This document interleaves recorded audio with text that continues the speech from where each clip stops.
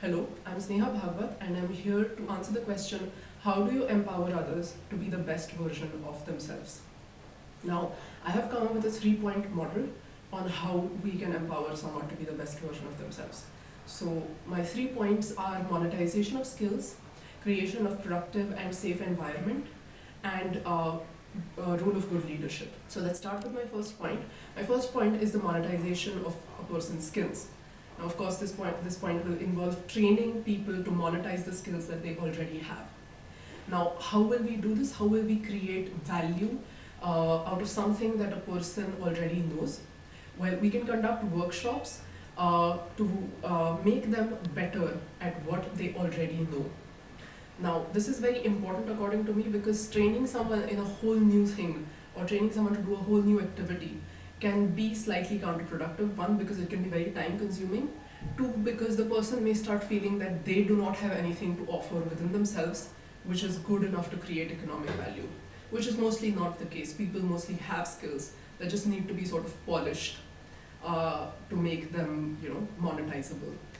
So we'll try to build on something that a person already knows instead of training them in a whole new thing. And what will be the effect of this step? What will the monetization of skills lead to? Well, it will have two benefits. One is the sense of self-worth that the person will feel by having the economic independence and by knowing that they have skills within themselves that are of concrete value to the society.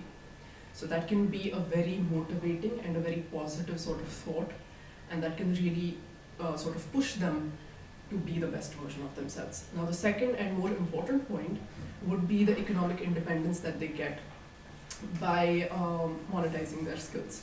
So there will be two benefits. One is, of course, the economic independence will contribute to the sort of sense of self-worth that I spoke of earlier.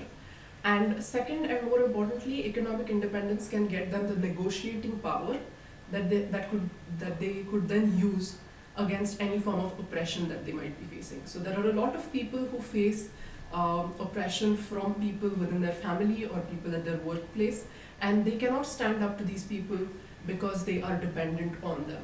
I'm dependent on my boss, and so I can't report any oppression that I'm facing from him. Similarly, my husband takes all my money away, and so I can never report any violence that he might be perpetuating on me.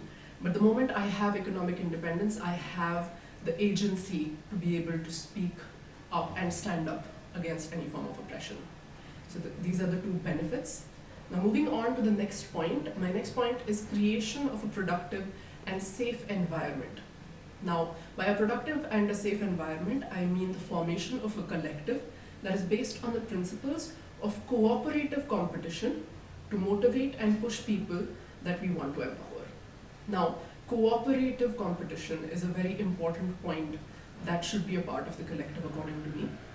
Cooperation will come from the fact that most of these people will have faced the same kind of issues. They'll come from the same kind of backgrounds, and so there will be a certain sense of sisterhood among these women or these people. They will all be participating in something that they believe is helping them, and that will sort of motivate all of them together, And competitive, it has to be a competitive collective because this monetization of skills will really pick up steam only when people have a sense of out-bettering each other. All of them will be good, but you have to sort of give them some incentive to work harder and to really push themselves. And that will come from this sort of cooperative competition that the collective will be based on. Now, once this collective has set in, so initially maybe the collective will just be responsible for conducting these workshops and these trainings that I spoke of in the first point. But as women start accepting this collective and sort of start thinking of it as a safe space, it will be the responsibility of the leader of the collective to initiate a dialogue about personal health and safety.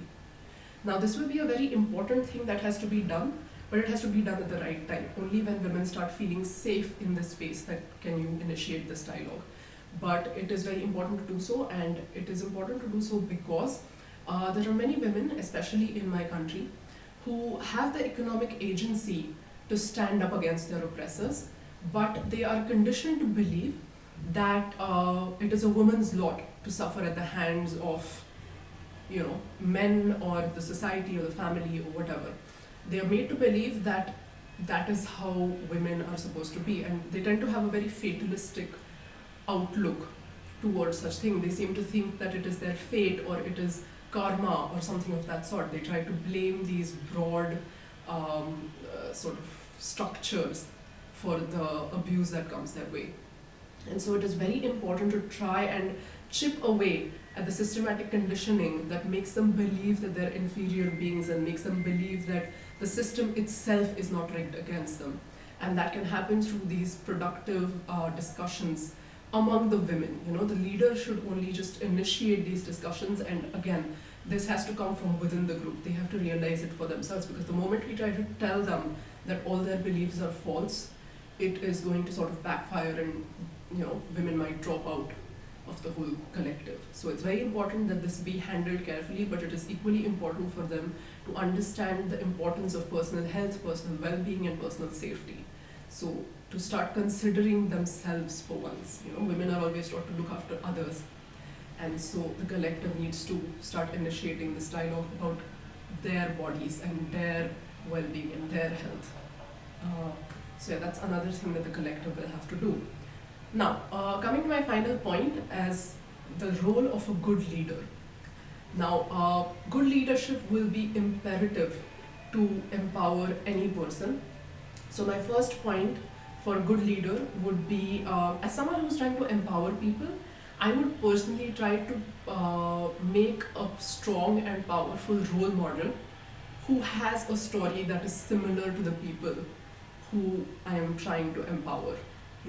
I would try to show them how I used the best of what I could do to achieve my goals. And when there is this sense of sharing, or the sense of sisterhood between the leader and the collective, that can really help them motivate themselves and push themselves when they feel that everything is going against them and it's all too difficult. Looking at a success story can really help them and push them to continue along this path. So it is very important that the leader be a very good role model for these people. And second, more important thing of a good more important point for a good leader would be that in times of need, when the collective seeks for help, or when even an individual from the collective seeks for help, I would try to work with the people and not for them. I would try to take a bottom-up approach. It is very important that we try to make them believe that they can solve their problems by themselves, that they have the skills and the capacity within themselves to overcome their troubles.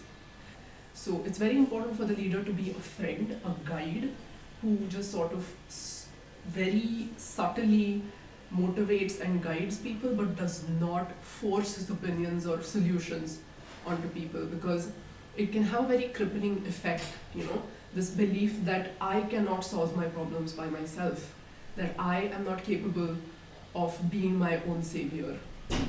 And the reverse can have just as motivating an effect. The fact that I can solve my own problems and I pulled myself out of this situation by myself. And so that is another very important role that a good leader should play in empowering a person. So these were my points for how to empower a person to be the best version of themselves, by monetizing their skills, by creating a safe and productive environment, and by having a good leader. I hope that you liked listening to my answer, and thank you so much for listening, and I hope you find it satisfactory. Thank you.